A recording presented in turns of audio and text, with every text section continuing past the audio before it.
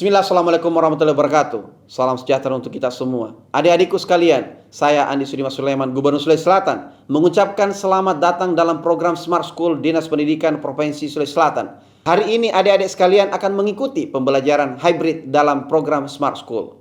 Aplikasi Smart School adalah sebuah pendekatan dengan tetap mengedepankan sebuah pendidikan dengan digital approaching untuk kemudian mengedepankan kualitas dan mutu pendidikan yang diterima siswa secara seragam di seluruh wilayah Sulawesi Selatan termasuk di pelosok-pelosok. Program ini bukan hanya memberikan kepada adik-adik sekalian pengalaman belajar yang baru, namun juga memberikan fasilitas kebutuhan dengan fitur bermanfaat seperti rekaman video pembelajaran yang dapat diulang, trik-trik penyelesaian soal, ujian-ujian serta sarana konsultasi pembelajaran dari guru-guru terbaik di Sulawesi Selatan.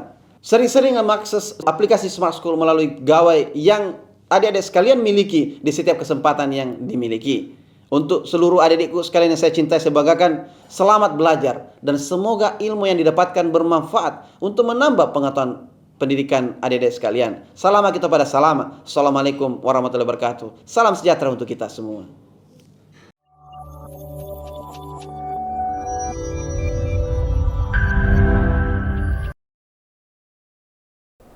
Assalamualaikum warahmatullahi wabarakatuh. Salam sejahtera dan salam Smart School. Generasi smart berkarakter cerdas.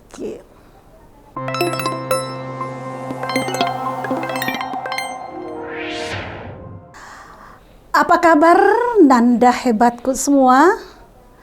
Apa kabar Bapak dan Ibu guru pendamping di sekolah masing-masing? Bahagia bisa menjumpai Nandaku semua dan bisa membersamai Nandaku dalam pembelajaran bahasa Indonesia. Dan tentunya topik kita masih terkait dengan novel sejarah. Untuknya itu Nanda sekalian, mengawali kegiatan kita pada hari ini, mari sama-sama memanjatkan doa kehadirat ilahi Robbi dengan harapan aktivitas proses pembelajaran pada hari ini selain menambah ilmu pengetahuan dan keterampilan Nandaku semua, insya Allah akan bernilai ibadah di sisi Allah Tuhan yang Maha Esa. Untuk itu, mari bersama-sama membaca doa sesuai dengan agama dan keyakinan kita masing-masing. Berdoa dimulai. Hari ini pembelajaran kita adalah menganalisis kebahasaan dari novel sejarah. Dengan demikian, materinya sangat relevan dengan materi sebelumnya. Masih ingat Nanda sekalian? Apakah itu novel sejarah? Betul sekali, luar biasa. Nah, novel sejarah itu adalah menceritakan tentang peristiwa yang mempunyai unsur sejarah, menceritakan peristiwa pada masa lalu, di dalamnya bersifat kronologis dan deskriptif. Yang mana yang dikatakan kronologis, masih ingat Nanda sekalian? Betul sekali, unsurnya ada urutan-urutan. Nah, ini sangat terkait nanti dengan kaidah kebahasaan yang di dalamnya ada unsur urutan-urutan ataupun tahapan-tahapan. Di samping itu ada unsur deskriptif, menggambarkan sesuatu. Baik penggambaran tentang tokoh itu sendiri maupun penggambaran tentang lingkungan tokoh ataupun suasana yang ada di dalam cerita tersebut. Sehingga ada ciri khas berikutnya dalam bentuk simbolisasi verbal. Luar biasa. Nah, Nanda hebat semua. Tujuan pembelajaran yang diharapkan setelah pembelajaran Smart School, peserta didik mampu menganalisis unsur kebahasaan dalam novel sejarah. Sekali lagi, peserta didik mampu menganalisis unsur kebahasaan dalam novel sejarah sehingga kalian mampu menemukan itu di dalam soal-soal maupun ketika praktik menulis pada akhirnya. Nah, unsur yang utama yang perlu kita pahami sebelum memasuki kaidah kebahasaannya bahwa bahasa novel sejarah itu mempunyai makna konotasi atau makna konotatif. Yang manakah yang disebut dengan makna konotatif? Ada makna hias di dalamnya, ada bukan makna sebenarnya. Coba bandingkan ketika belajar teks karya ilmiah di kelas 11, di situ unsur penggunaannya menggunakan makna denotatif, makna sebenarnya, sehingga tidak menimbulkan interpretasi makna. Kemudian ada unsur emotif. Masih ingat dengan penggambaran novel sejarah pada pertemuan yang lalu, Nanda sekalian, bahwa salah satu petanda atau ciri dari novel sejarah itu adanya unsur emosi tokoh yang dituangkan di dalam cerita. Kemudian ada unsur emosi penulis di dalamnya, sehingga penulis bisa memasukkan atau memasukkan unsur imajinasi di dalamnya. Jadi ciri khas dari novel sejarah itu adalah unsur imajinasi, dan disinilah peran bahasa novel sejarah yang bersifat emotif.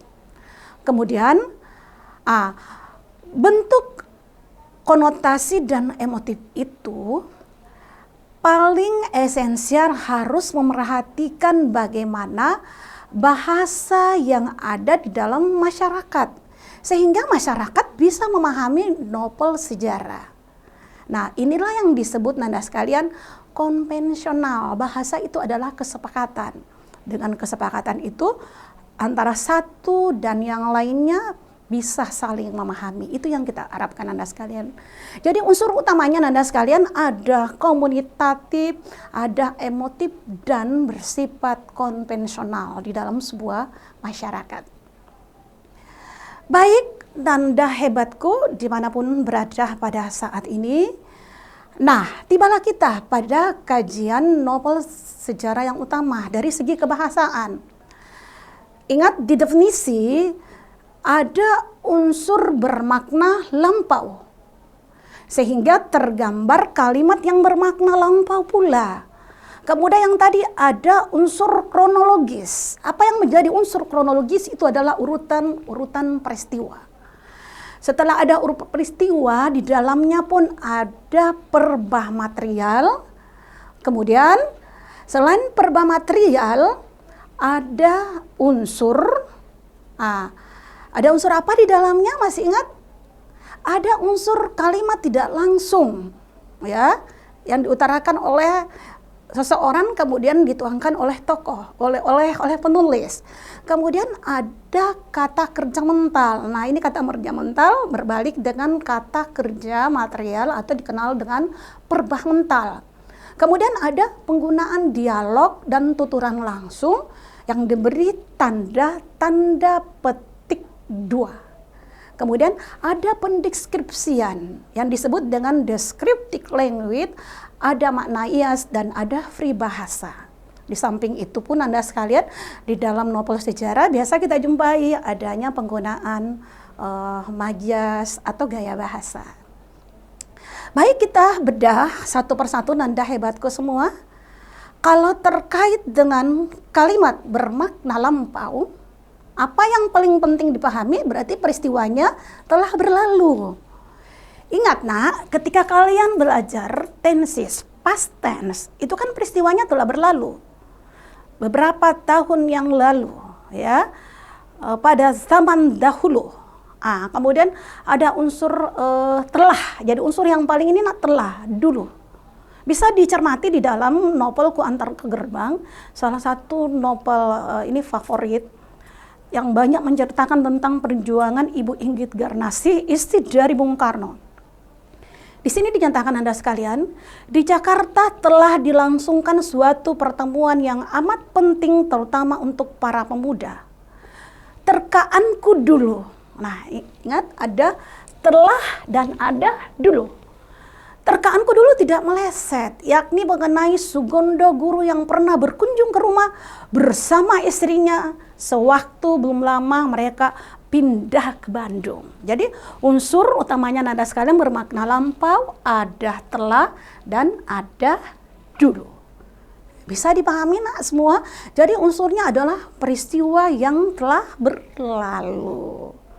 Baik, nah selanjutnya setelah kita mempelajari tentang makna lampau, ciri kebahasaan ada lagi Nanda, adalah penggunaan konjungsi kronologis. Ingat di pengertian, ada kronologis atau kita kenal dengan temporal atau urutan-urutan waktu dan peristiwa. Seperti mula-mula, setelah itu, saat itu, sejak saat itu, kemudian lalu.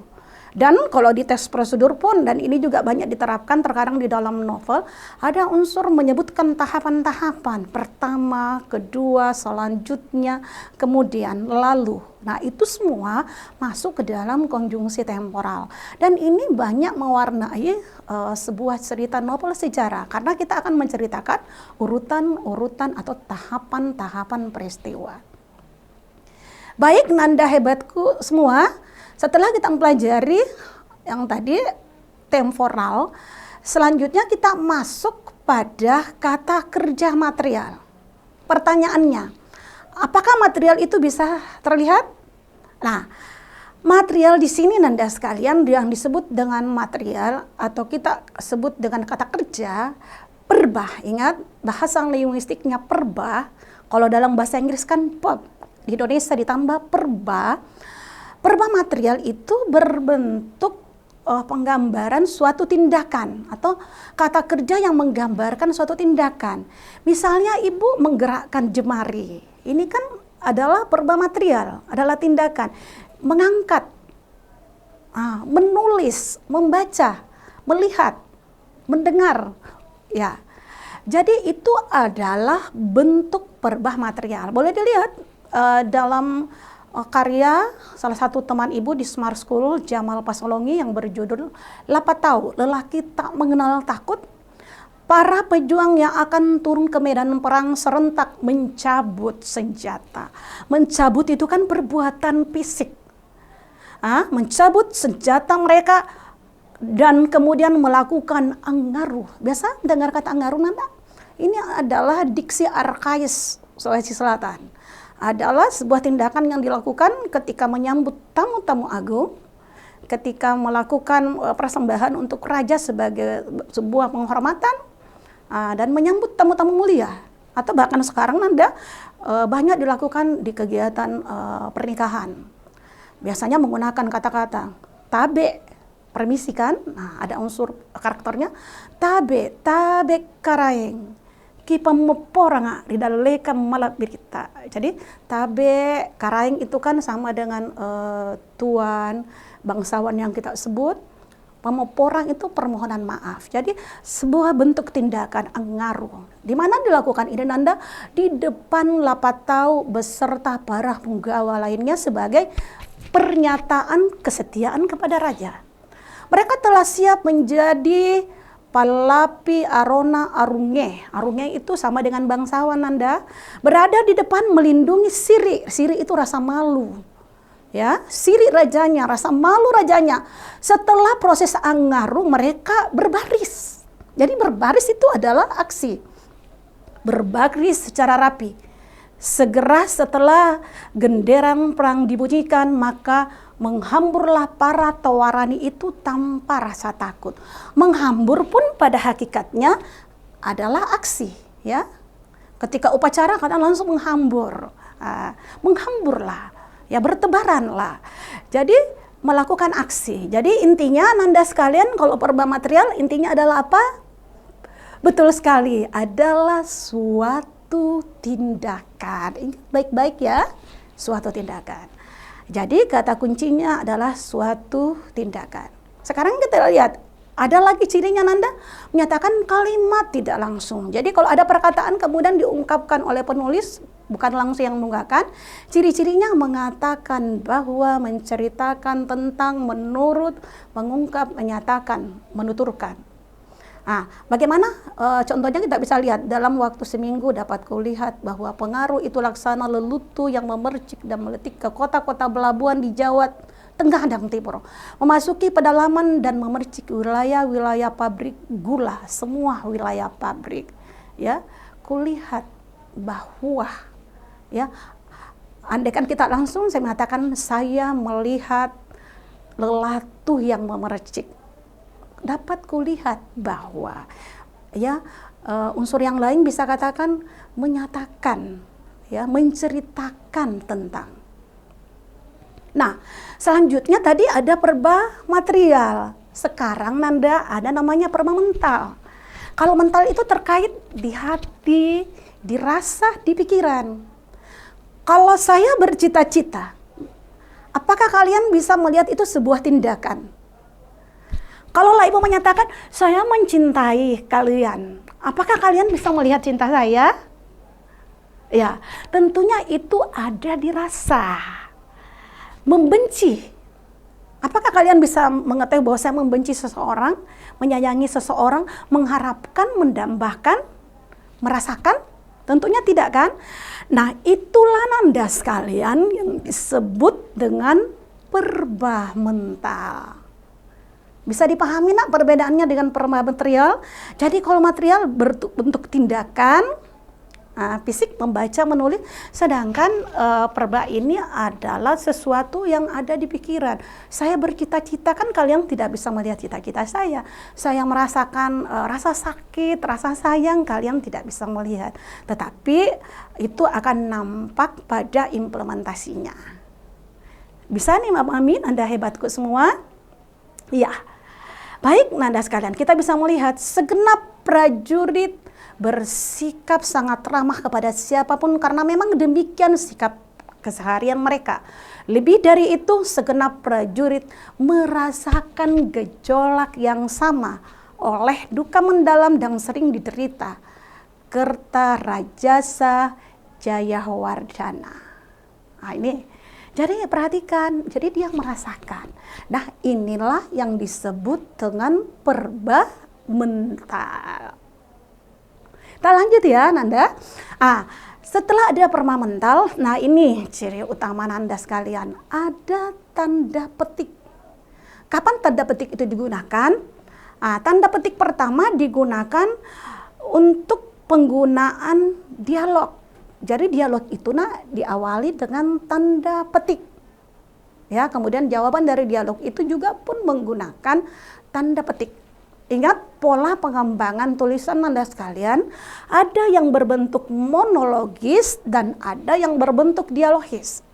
Kalau bercerita sendiri, pengarang atau novelis menulis seolah-olah berbicara sendiri atau menggambarkan sesuatu, baik sebagai orang pertama maupun sebagai orang ketiga, maka itu menggunakan pola monologis. Sebaliknya kalau di dalamnya ada unsur percakapan, itulah yang dinamakan pengembangan pola alur monologis yang seperti ini.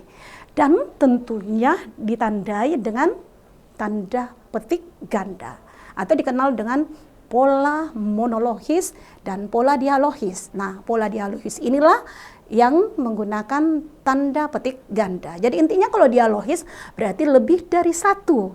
Kalau monologis berbicara sendiri di situ. Bisa dipahami Nanda sekalian? Ya.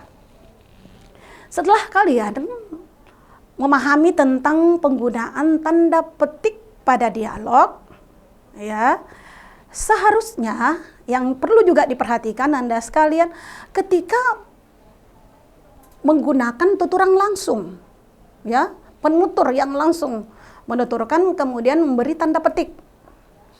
Sebenarnya kataku dengan tekanan yang menekan juga. Jadi aku yang berkata, sebenarnya kataku dengan tekanan yang menekan juga.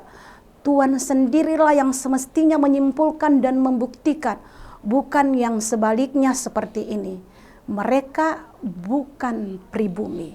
Jadi unsur utamanya Nanda sekalian, nah perhatikan ini, jadi yang menyatakan itu adalah,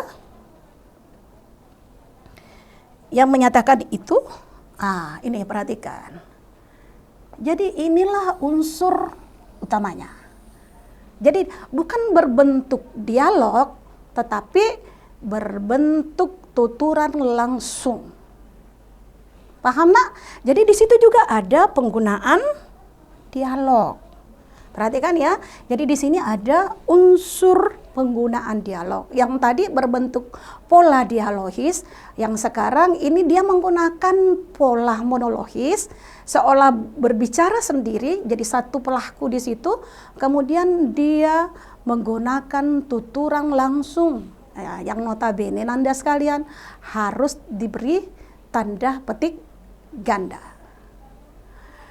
Nah, lanjut. Nah, ini ingat ketika penjabaran tentang pengertian dari novel sejarah itu kan ada berbentuk descriptive language.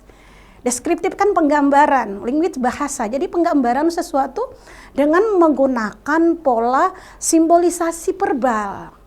Siapa yang digambarkan? Yang digambarkan boleh tokoh atau pelaku, baik bentuk ciri-cirinya, apa yang dia lakukan, ya. Kemudian boleh juga tempat atau suasana di sekitar tokoh. Coba diperhatikan, ya, dalam Gajah Mada bergelut dalam kemeluk tahta dan angkara. Di sini dikatakan, Gajah Mada tidak bisa menyembunyikan senyumannya. Ada senyuman kan? Tidak bisa menyembunyikan senyuman dari kenangan kakek tua yang menuturkan cerita itu dan mengaku memergoki para bidadari, lalu mengambil salah seorang di antara mereka menjadi istrinya. Nah, di sini Nanda sekalian, perhatikan, jadi kita seolah tergambar akan senyuman Pati Gajah Mada. Nah, sama ketika saya bercerita di dalam tulisan, ia memakai jilbab berwarna kuning, jadi ada unsur sifat. Wajahnya yang gagah, maka itu pendeskripsian. Ya, kemudian berkarakter berwibawa, Gajah Mada berwibawa. Maka disitulah penggambaran dari toko yang ada. Termasuk kalau di sekitar Gajah Mada dibangun candi, kemudian candi itu ada masyarakat yang bergotong royong. Itu penggambaran tentang suasana masyarakat di sana ketika membangun candi. Sama ketika di perkampungan kita ada bergotong royong membangun masjid, membangun gereja, kemudian ada masyarakat yang membawa digambarkan ada yang membawa sumbangan, kemudian ada yang menyiapkan teh, ibu-ibunya menyiapkan teh lalu dibawa ke masjid dan segala macam. Jadi situ digambarkan suasana yang ada, peristiwa yang ada di sebuah kampung dan dituangkan dalam bentuk descriptive language, digambarkan dengan penggunaan bahasa sehingga seolah-olah kita melihat, ya, seolah-olah kita bisa membayangkan suasana itu sekalipun kita tidak berada di zaman itu. Bisa dimahami Anda hebat semua? Baik. Lanjut. Nah, setelah deskriptif ini kita bisa lihat, ya, ada namanya makna kias. Nah, terkait dengan yang Ibu gambarkan tadi, bahwa ada makna hias di dalamnya. Di mana unsur makna hiasnya? Nah, ada makna lain yang tidak bersifat denotatif, tetapi dia urgensinya bersifat konotasi makna hias. Kalau busuk hati bukanlah berarti hatinya yang busuk. Kalau dia keras kepala bukan berarti kepalanya yang keras, tetapi punya karakter yang seperti apa, ya. Kalau dia bertangan dingin bukan berarti tangannya dingin, ya. Nah, itulah semua yang disebut dengan penggunaan makna hias baik dalam bentuk kata maupun dalam bentuk frasa.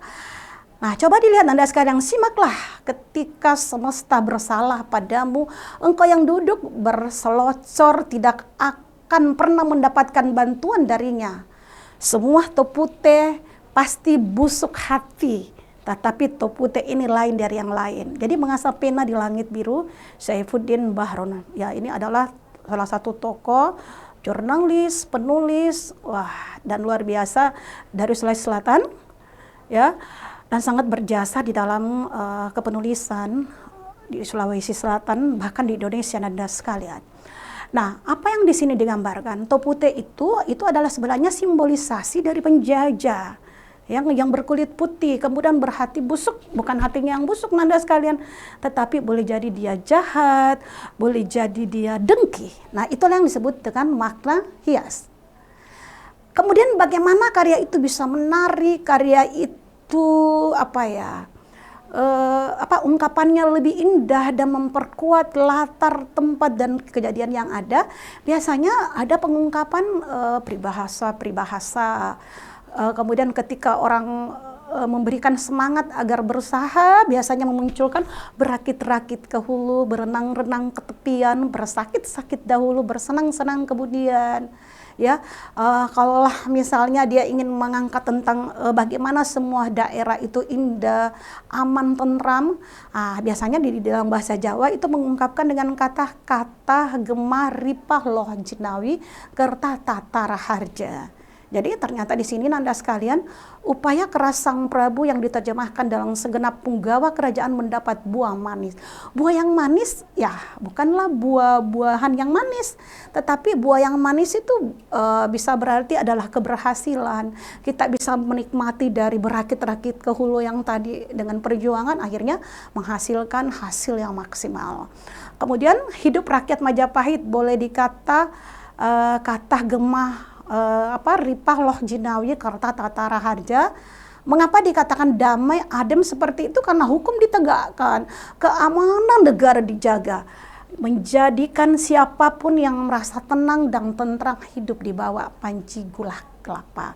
Jadi semua menggunakan unsur diksi arkais yang Nanda sekalian, kemudian diungkapkan dengan peribahasa. Jadi selain memperkaya kebahasaan di dalam sebuah karya sastra, di dalamnya pun muncul diksi-diksi arkais, ya. Dan inilah yang terpenting juga kita kaji Nanda sekalian, sehingga kita betul-betul mengenal bahwa ternyata bahasa yang ada di Indonesia itu kaya dengan unsur diksi-diksi arkais. Nah, tapi Nanda sekalian, sebelum kita masuk ke seksi soal, apakah sudah memahami materi yang Ibu sajikan? Atau ada di antara kalian ingin menyimpulkan materi hari ini terkait dengan analisis kebahasaan? Kaidah apa saja yang harus kita pahami sebelum menjawab soal Nanda sekalian? Atau ada yang ingin bertanya Nanda sekalian? Silahkan ya. Jadi boleh menyimpulkan materi pada hari ini, kemudian boleh juga bertanya, silakan. Nah, sembari menanti pertanyaan ataupun simpulan dari Nandaku sekalian, kita jawab soal dulu ya. Jadi sambil menjawab soal Nanda sekalian, boleh bertanya ya. Boleh bertanya karena kita efisiensi dan efektivitas waktu. Nah, coba lihat soal berikut, soal nomor 1. Apa yang perlu dicermati di sini Nanda sekalian? Kalian diminta mengidentifikasi kalimat yang bermakna lampau. Nah, pertanyaannya apakah 1 dan 2 jawabannya, 1 dan 3, 1 dan 4, 2 dan 3, atau 3 dan 5? Apa kata kuncinya kalau bermakna lampau dari pembahasan Ibu Nanda sekalian? Kalau bermakna lampau itu seperti apa? Ya, peristiwanya telah terjadi. Nah, sambil menjawab soal, kalau ada yang mau berbicara langsung Nanda sekalian, ada yang ingin bertanya atau memberikan simpulan, apa yang menjadi ciri utama kalau bermasa lampau? Ya, coba kita baca bersama. Gajah Pradamba terpilih menjadi pimpinan pasukan Bayangkara karena ia tidak mempunyai cacat. Sebaliknya, Gagak Bongol yang sangat berkeinginan menjadi orang pertama di pasukan pilihan itu terpaksa hanya bisa gigit jari. 9 tahun yang lalu, ulangi, 9 tahun yang lalu, Gagak Bongol melakukan kesalahan karena telah menghukum mati seorang prajurit Bayangkara yang tidak bersalah. Kekeliruan itulah yang harus ditebusnya hingga turun waktu yang panjang. Gagak Bongol mestinya harus berhadapan dengan undang-undang Kuta Ramanawa, namun Jaya Negara telah menyelamatkannya. Ada kata telah menyelamatkannya. Nah, sekarang diidentifikasi Nanda sekalian, boleh jawab di kolom chat Nanda atau boleh berbicara secara langsung. Jadi kata intinya adalah peristiwa masa lalu. Silakan, ada yang mau bertanya Nanda sekalian? Nah, jawabannya adalah 3 dan 5, luar biasa. Wah, terima kasih juga buat tandaku yang telah menjawab di kolom chat. Ya, jadi jawabannya adalah 3 dan 5. Wah, rata-rata menjawab, luar biasa semua. Ada dari Maros, ada dari Luwu. Kita lihat 9 tahun yang lalu, kemudian ada telah. Jadi perhatikan Anda sekalian ketika ulangan nanti, cara mengidentifikasi peristiwa pada masa lalu. Baik, Nanda hebatku semua. Sekali lanjut kita lihat. Nah, sekalian perhatikan. Ini yang perlu diperhatikan adalah konjungsi temporal. Masih ingat apa yang dimaksud dengan konjungsi temporal tadi? Kalian identifikasi apakah di nomor 1, nomor 2, nomor 3, nomor 4. Kata kuncinya temporal tadi apa Nanda sekalian? Urutan-urutan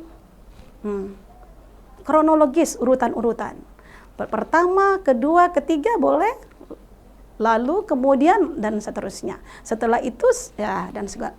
Sekarang kita baca bersama ya. Sigap Jaya Bayah menjawab, baik Kakan Gajah, aku kerjakan. Ingat, boleh ditulis di kolom chat Nanda sekalian. Pati Daha Gajah Mada memang layak mencemaskan keadaan Gajah Enggon. Batu sekepalan tangan menghajar keningnya. Kejadian itu mungkin membahayakan nyawanya. Hanya sejenak. Setelah itu, suara kuda yang berderap demikian kencang menggema dan memantul ke segala penjuru. Sekarang pertanyaannya Nanda sekalian, konjungsi temporalnya, konjungsi kronologisnya di nomor berapa? Silahkan menjawab di kolom chat Nanda sekalian. Nomor berapa nak semua? Boleh. A, B, C, D, E. Oh, SMA Negeri 3 Bone. A, B atau C nak, naikkan tangannya saja. Boleh. Atau mau berbicara Nanda sekalian, coba naikkan tangan. Ada yang mau berbicara, ada yang menjawab, ada yang mau memberikan simpulan pada hari ini? Silahkan nak. Atau tunjuk tangan saja. A, B, C, D, E. Ingat apa yang menjadi petanda nak kalau dia temporal? Jawabannya? Coba naikkan tangannya. Wah, ada yang menjawab apa itu? Naikkan tangannya. Iya. Ya, kita lihat ya. Memberikan jawaban 5, jawabannya 5. Dari sekolah lain ada Nanda sekalian? Boleh tulis di kolom chat, boleh tunjuk tangan dari sekolah masing-masing. Luar biasa, anak-anak Sulawesi Selatan. Nah, kita lihat ya. Ada dari SMA Negeri 11 Pangkep menjawab nomor 5. Ada dari SMA Bone, SMA 2 Bone menjawab nomor 5, SMA Negeri 11 Pangkep menjawab E, ada dari SMA Maros menjawab E. Bulu Kumpa kita lihat jawabannya. Wah, betul menjawab 5. Hanya sejenak setelah itu, luar biasa. Lanjut ya, ada kesempatan nih. Kita lihat. Nah, sekarang kita lihat dulu pertanyaannya apa. Ingat, kata kunci menjawab soal, lihat dulu pertanyaannya kemudian membaca. Akhirnya kegiatan kita tidak 2 kali Nanda sekalian. Coba lihat, perbah mental. Ya, perbah mental. Kalau terkait dengan perbah mental apa tadi Nanda sekalian? Apakah berbentuk tindakan atau sesuatu yang dirasakan atau dipikirkan? Nah ingat, kalau dia perbah mental adalah yang dirasakan atau dipikirkan. Ibu cari padanannya, mendambakan, membahagiakan, menyayangi. Coba lihat di dalam ini, lelaki itu Dharma Putra Winesuka Rakriang Tanca mulai memejam mata. Ratanca sadar kematian akan segera tiba, tetapi Ratanca tidak telaten menunggu kedatangannya. Ratanca yang merasa masih menyimpan kekuatan segera memanfaatkan waktu yang tersisa untuk menggoyang gegang keris di genggaman tangannya supaya mempercepat sakaratnya. Lirikan mesra kembali dilontarkan kepada kekasih pujaan hatinya. Juga dilentakkan pandangan redup itu kepada Gajah Mada yang berdiri memberkuh di depannya. Nah, sekarang Nanda sekalian nomor berapa di sini? Nah, apakah nomor 1, nomor 2, nomor 3? Coba perhatikan kata kuncinya kalau berbentuk perba bentar. Apa nak? Kita lihat, terima kasih Nanda sekalian, terima kasih Bapak dan Ibu Guru yang mendampingi Nanda kita bersama, luar biasa ya. Kita lihat bersama Nanda sekalian, yang lain bisa tulis di kolom chat Nanda sekalian, kemudian kita melihat kembali. Lihat kata kuncinya Nanda sekalian, jawabannya tadi adalah nomor 3, luar biasa. Yuk kita lihat kembali di dalam teksnya. Merasa luar biasa, jadi bukan berbentuk tindakan fisik. Lanjut ya, semangat. Coba lihat Nanda sekalian, perhatikan. Nah, kita lihat dulu soalnya seperti apa ya.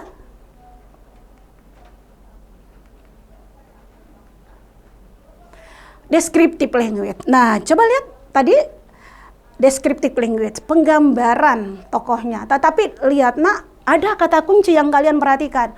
Menggambarkan tokoh utama. Jadi langsung fokus kalau soal seperti ini, karena biasanya di dalam soal itu ada berapa tokoh. Jadi yang kalian temukan di sini adalah pendeskripsian pada tokoh utama. Kita lihat analisis siapakah tokoh utamanya di sini. Ada prajurit, ada Gajah Mada. Jadi yang mana yang bersatu sebagai tokoh utama Nanda sekalian? Boleh dijawab di kolom chat Nanda sekalian? Ya, boleh di kolom chat saja nak. Jadi kalian dan diminta pendeskripsian. Prajurit yang berpangkat paling rendah itu di tataran keprajurit merasa tak mungkin menghindar dengan agak ragu prajurit itu mendekat. Gajah Mada memiliki wibawa yang sangat besar. Coba kita lihat jawaban Nandaku sekalian. Iya betul sekali. Ya, coba kita lihat jawabannya. Wah, luar biasa. Rata-rata menjawab 3 atau C. Yang mana di situ? Iya, luar biasa sekali. Karena yang sasaran utamanya adalah Gajah Mada sebagai tokoh utamanya. Jadi yang digambarkan sosok Gajah Mada itu yang beribawa. Ya. Kemudian Nanda sekalian, coba diperhatikan, kita berada pada soal yang terakhir. Apa yang diinginkan dalam soal ini? Makna membeku. Ingat tadi makna hias. Apakah membeku itu merasa benci, merasa dingin, sangat sedih, sangat kecewa, atau diam saja? Nah, kita lihat di sini. Di sebelahnya Gajah Mada membeku. Kedekatan pribadi dengan Sang Prabu yang tercipta sejak Rakuti mendengarkan tembang mekar menyebabkan Gajah Mada merasa sangat kehilangan. Namun kesedihan lelaki bertubuh amat kekar itu tidak harus menyebabkan meneteskan air mata, meruntuhkan air matanya. Sekarang, apakah membeku itu? Jadi ingat, kalau makna hias itu bukan membeku seperti air, es, tetapi di sini bermakna hias. Coba, makna membeku di sini apa Nanda sekalian? Apakah membeku Gajah Mada di sebelahnya itu berarti merasa benci, atau merasa dingin karena membeku, atau sangat sedih, atau sangat kecewa, atau diam saja? Silahkan Anda sekalian, kita lihat. Di sebelah Gajah Mada, di sebelahnya, ada koma ya, di sebelahnya Gajah Mada membeku. Kedekatan pribadinya dengan Sang Prabu yang tercipta sejak Rakuti mendendangkan tembang makar menyebabkan Gajah Mada merasa sangat kehilangan. Namun kesedihan lelaki bertubuh amat kekar itu tidak harus menyebabkan meruntuhnya air mata. Nah, sekarang pertanyaannya, apakah merasa benci, merasa dingin, sangat kecewa, atau diam saja? Ada yang bisa ditulis di kolom chat Nanda sekalian. Jadi sambil kalian menemukan jawabannya, ini adalah salah satu ciri dari novel sejarah. Menggunakan makna konotasi. Silahkan Anda. Siapa ini? Silahkan. Oh, dari SMA Negeri 11 Pangkep. Tepuk tangan luar biasa. Semangat di jam terakhir ini rupanya. Ya, silahkan nak. Apa jawabannya nak?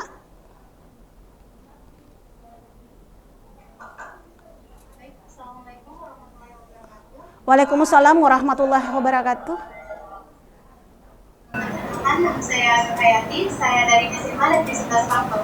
Nah, jadi makna kata menggebu pada teks tersebut itu adalah diam saja, di mana kata menggebu itu merupakan kata kias dari atau kata yang menggambarkan orang itu atau tokoh tersebut sedang diam saja. Iya. Boleh Nanda sekalian boleh menyimpulkan materi pada hari ini Nanda? Materi apa saja yang sudah dipelajari? Ada yang bisa menyimpulkan? Nih, ada? Ya silakan nak, yuk semangat deh, semangat. Waduh, luar biasa. Ayo, tepuk tangan dulu. Waduh, Masya Allah, luar biasa. Silakan nak, sebut nama ya. Oh, SMA 11 siswanya Ibu Husnul ini ya. Wah, terima kasih Nanda sekalian. Tepuk tangan dulu untuk semuanya. Tepuk tangan untuk Nandaku, siswa SMA Sulawesi Selatan. Luar biasa pembelajaran kita pada hari ini. Dan saya mengucapkan terima kasih banyak atas binaan Bapak dan Ibu Guru, atas kolaborasi Bapak dan Ibu Guru di sekolah, dan terima kasih spesial buat Nanda hebatku semua. Dan akhir kata Ibu ingin mengucapkan tetap semangat belajar Nandaku sekalian. Kalian adalah generasi pelanjut perjuangan bangsa, dan masa depan bangsa ini ada di tangan Nandaku. Baik, demikian mohon maaf atas segala kekurangan. Semoga dapat memberikan manfaat. Dan akhirul kalam, alhamdulillahi rabbil alamin, wabillahi taufiq wal hidayah. Assalamualaikum warahmatullahi wabarakatuh. Yuk kita sama-sama. Salam Smart School. Generasi smart, berkarakter, cerdas, setulus hati, sepenuh jiwa, sekuat tenaga, mencerdaskan Sulawesi Selatan. Cerdas ki, cerdik ki.